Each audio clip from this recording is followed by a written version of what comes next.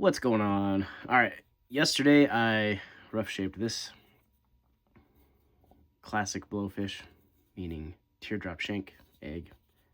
It's got some flaws, but I'm gonna actually cut this down. I'm gonna have a shoulder cut here and then an accent that'll go past that, and then this will get rusticated out or blasted or shaped out. We don't know yet, but this is gonna be a quick demonstration on freehand drilling. So I shaped this pipe first. It's got some cool grain. I've got little blocks glued on here. These are going to act as push points for all the axes of, where I'm going to push over here. I've got a pin. So all of these will go on there and then advance onto cutters in the headstock here. So this is an excellent way to learn pipe making without having a chuck, which means you could do this on a cheap wood lathe. It doesn't have to be a metal lathe like this. And there's a lot of benefits to that. I think a lot of people actually benefit from learning things this way because it teaches you to be very precise with the way you plan out your everything out as far as grain orientation and all that. The problem here is I've got my phone on a tripod, which is now in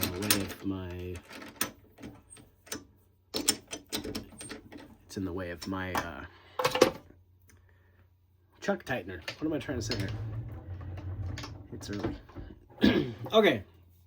So this is going to be a standard push style tenon. This is 5/32, or sorry, 5/16 on a centering bit to start, and then I'll advance with a regular 5/16 after that.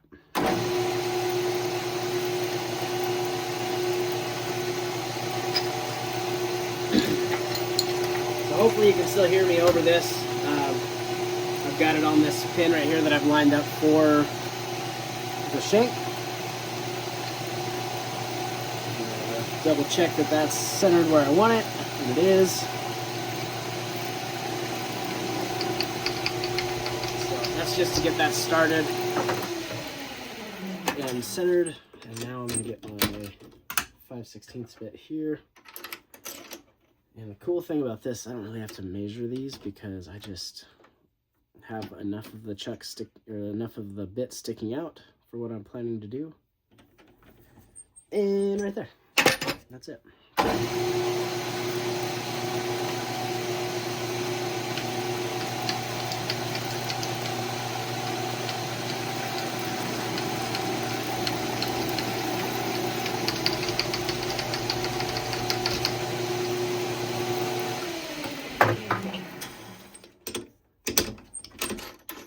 All right, now we're onto the airway, which I'm going to start with a 5/32, and not have very much of it sticking out.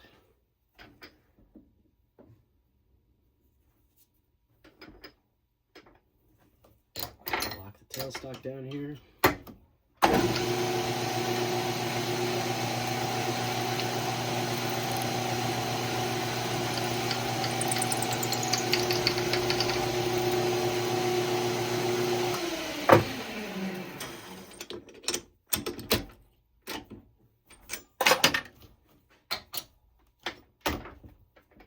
Move this back a little bit.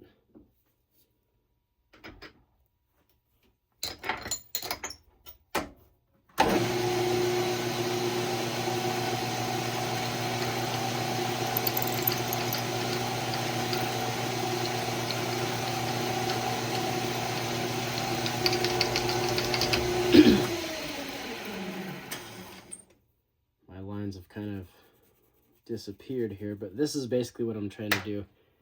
Is these push points rather, act as a guide, and so I know that I'm going to hit where I want it to pretty much every time. And now that I've got that started, you can see it's centered in there. Maybe you can't see that. But now I'm just gonna bring this down to where I want that to intersect with my chamber.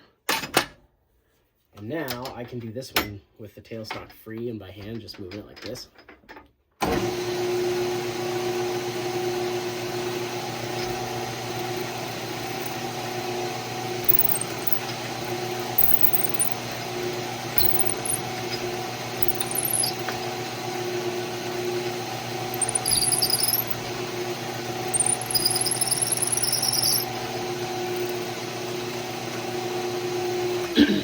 So that's as far as that'll go in there.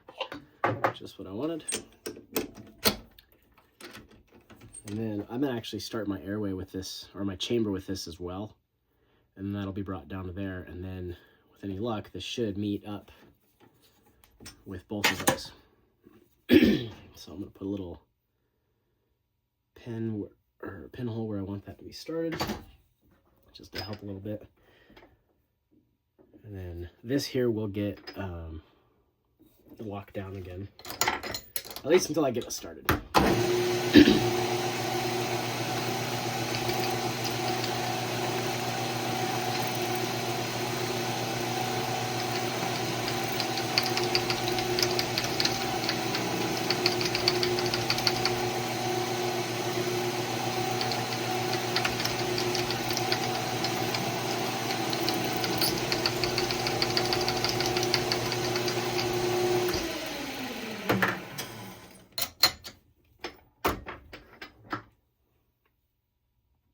Okay, so now loosen this up a little bit so I can have this go down as far as I want it to.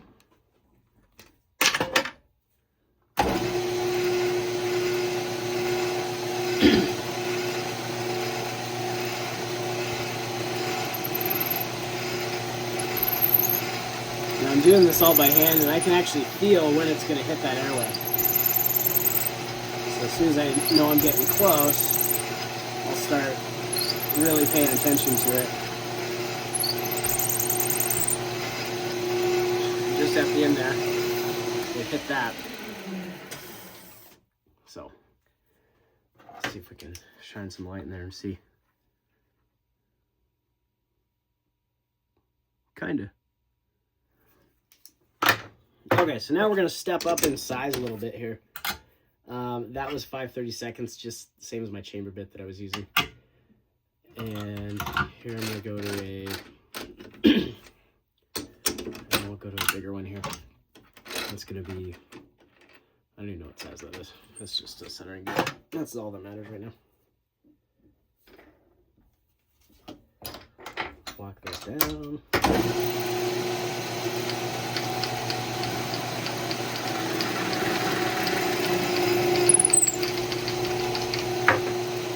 That way I can use a bigger size, and I like to step these up. I don't go directly to my final size here. You could, technically, but I don't really like to. It's easier on the bits. I use carbide bits for all of this, and so they work better at slower speeds, which my lathe is not set up to do easily. So I just have it like this, and that'll work.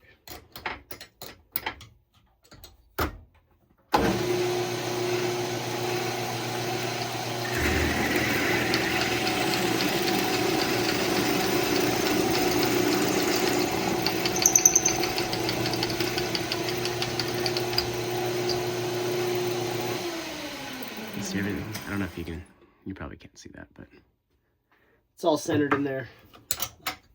And I'm just stepping up in size. So we're gonna go with it's an 18mm, which is basically 3/4. This is a carbide cutter, and I can't stick this all the way in there, but I know it's gonna go down to roughly there. And when I start getting closer, I actually take this out and do it with I'll usually finish it with a hand drill, just so I know exactly how deep it's going to go. So we'll lock this down.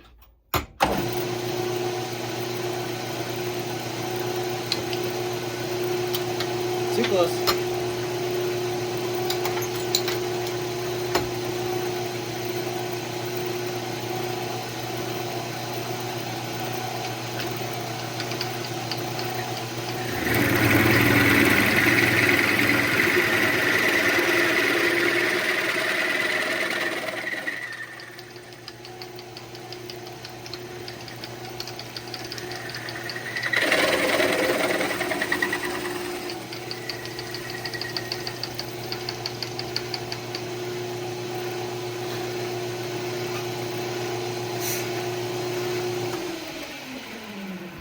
So that's getting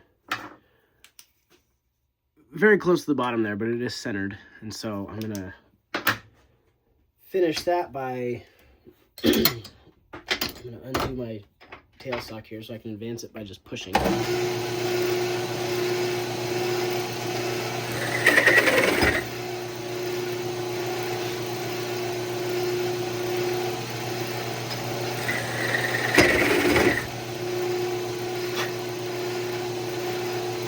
A little more.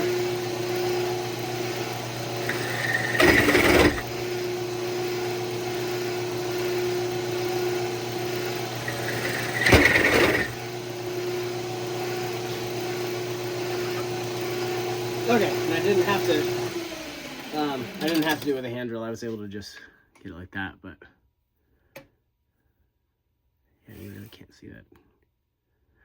But that's centered in there. And so now I'll shape all this to where that's all centered and get everything, you know, good to go. But that's how you freehand drill a pipe that you've shaped prior to that. Benefits are being able to work around flaws, which in this case I wasn't able to, but I have other plans for those. But you're able to get better grain orientation that way. It doesn't anchor you in the block based on where you've drilled. It allows you to move around and orient things with the grain. And this should have really nice ring grain all the way around. It's going to have very tight ring grain, so it probably won't have an incredible blast, but it might have a ton of detail. So that's it. Let me know if you have any questions. Later.